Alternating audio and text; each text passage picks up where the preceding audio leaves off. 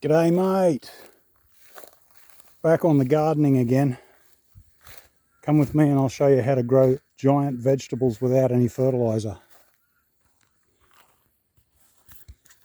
The giant vegetables is easy. You just pick a giant variety. These are New Guinea beans.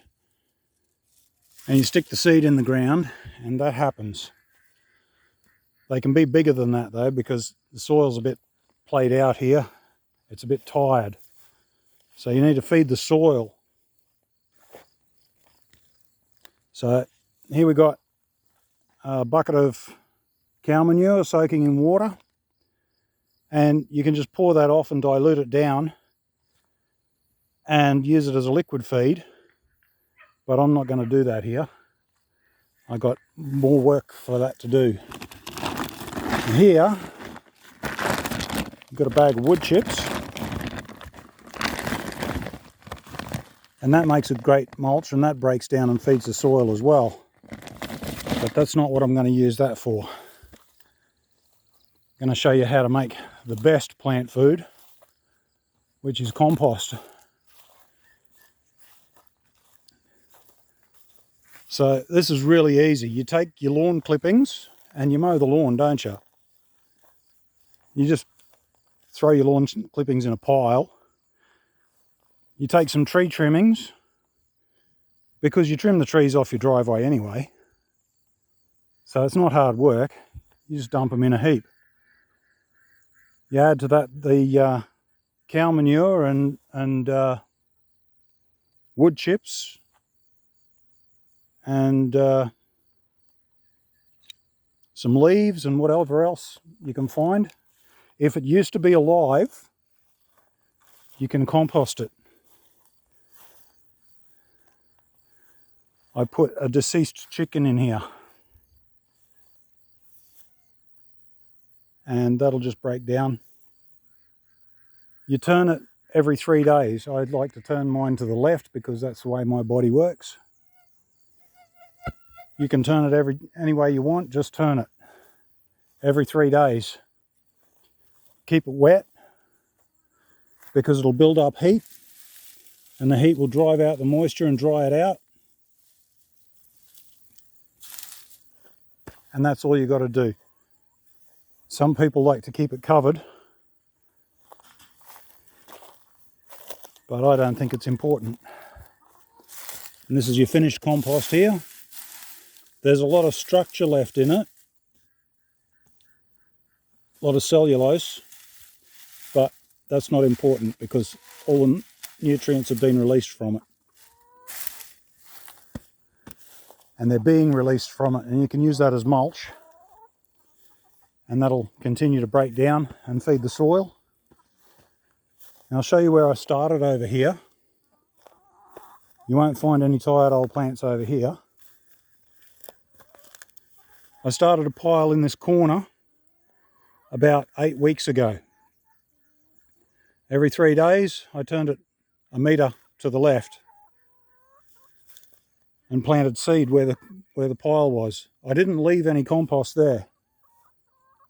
It's just the nutrients that leached out have fed the soil. And here I've got beans and cucumbers and pigeon peas and sweet potatoes and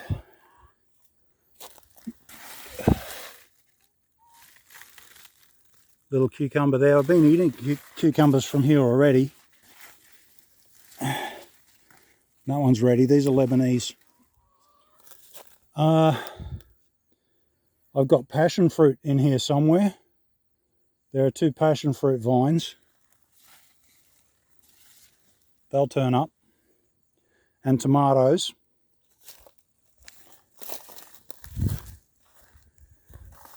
And there's a mulberry tree in there. Actually, there's 2 mulberry trees in there. There's one passion fruit. And a leucaena.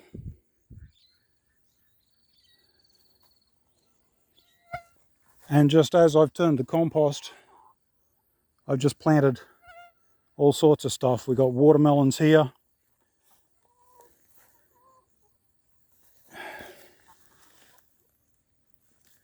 little capsicums.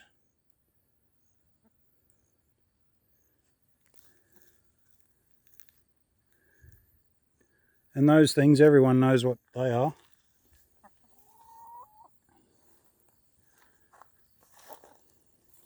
And I've just kept going all the way along.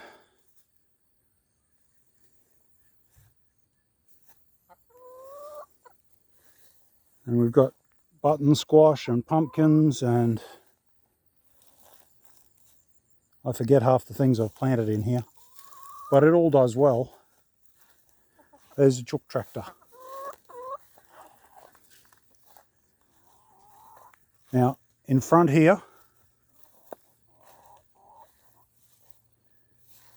I'll put in more beans and cucumbers and poplars, a couple of poplar trees there. They're good for stock feed. I don't know what else they're good for. Let me know if you know a use for poplar trees other than stock feed. And button squash and potatoes. And here's where I've used the compost from there, or some of it, not all of it.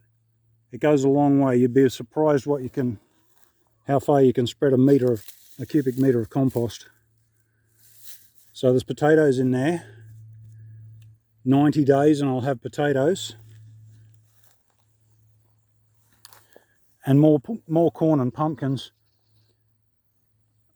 The chook tractors, they not only feed the soil, the chooks will scratch out the weeds and they'll pick off any bugs that are around. And it seems a small cage, but they love it because they get moved every day. There's always fresh grass, there's always fresh seed, and they get supplementary feeding as well.